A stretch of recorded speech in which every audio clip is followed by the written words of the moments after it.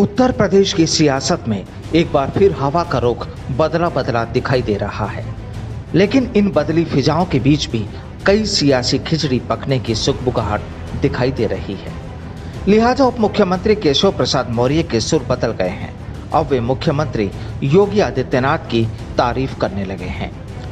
दरअसल सूबे में अगले साल होने वाले विधानसभा चुनाव से पहले भारतीय जनता पार्टी को एकजुट दिखने की मजबूरी भी है और जरूरत भी है।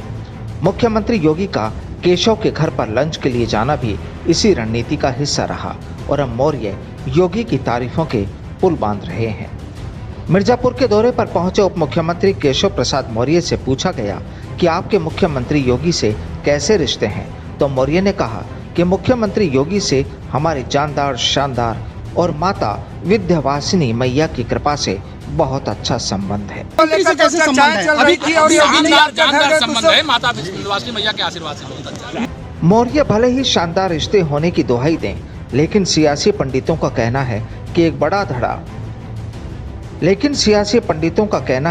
कि एक धड़ा बीते दिनों से बयान देता है कि विधानसभा चुनाव मुख्यमंत्री योगी के नेतृत्व में ही चुनाव लड़ा जाएगा, जबकि हाल में केशव और श्रम मंत्री स्वामी प्रसाद मौर्य का बयान आया कि चुनाव किसके नेतृत्व में लड़ा जाएगा यह संसदीय बोर्ड तय करेगा।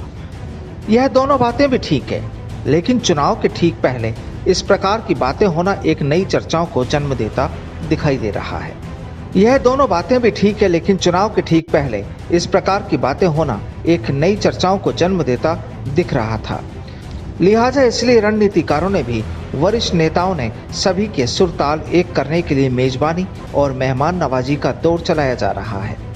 कहा जा रहा है कि पारिवारिक मुलाकात और दावत के जरिए पार्टी एकता का संदेश कार्यकर्ताओं और जनता के बीच जाना बहुत जरूरी है।